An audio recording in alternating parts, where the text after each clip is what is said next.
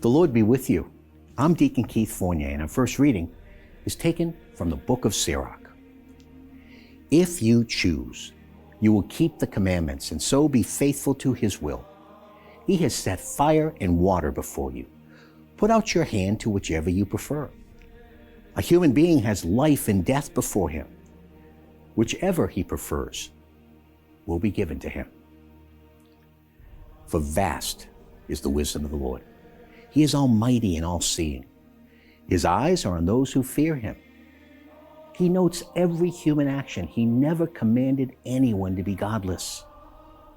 He has given no one permission to sin. And our responsorial psalm is taken from Psalm 119. How blessed are those whose way is blameless, who walk in the law of Yahweh. Blessed are those who observe his instructions, who seek him with all their hearts. You lay down your precepts to be carefully kept. May my ways be steady in doing your will. Be generous to your servant, and I shall live, and shall keep your words. Open my eyes, and I shall fix my gaze on the wonders of your law. Teach me, Yahweh, the way of your will, and I will observe it. Give me understanding, and I will observe your law and keep it wholeheartedly. And our second reading is taken from the first letter of the Apostle Paul to the Corinthians. But still, to those who have reached maturity, we do talk of a wisdom, not, it is true, a philosophy of this age or of the rulers of this age who will not last long now. It is of the mysterious wisdom of God that we talk, the wisdom that was hidden, which God predestined to be for our glory before the ages began. None of the rulers of the age recognized it, for if they had recognized it, they would not have crucified the Lord of glory. But it is, as Scripture says, what no eye has seen and no ear has heard, what the mind of man cannot visualize, all that God has prepared for those who love him. To us, though, God has given revelation through the Spirit. For the Spirit explores the depths of everything, even the depths of God. A reading from the Holy Gospel according to St. Matthew. Jesus said, "Do not imagine that I have come to abolish the law or the prophets. I've come not to abolish, but to complete them. In truth, I tell you, till heaven and earth disappear, not one dot, not one little stroke is to disappear from the law until all its purpose is achieved.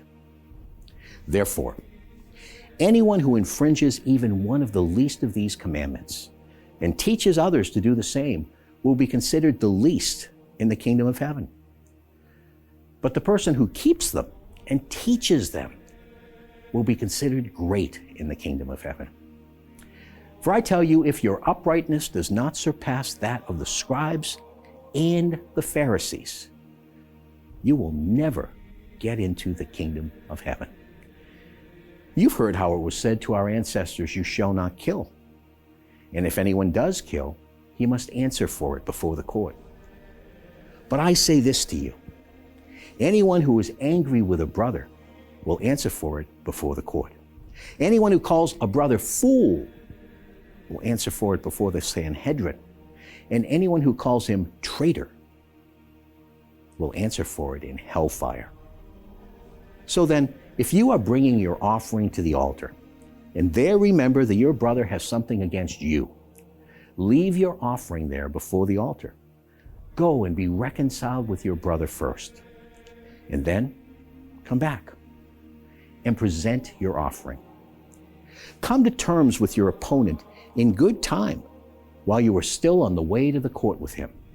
Or he may hand you over to the judge, and the judge to the officer, and you will be thrown into prison.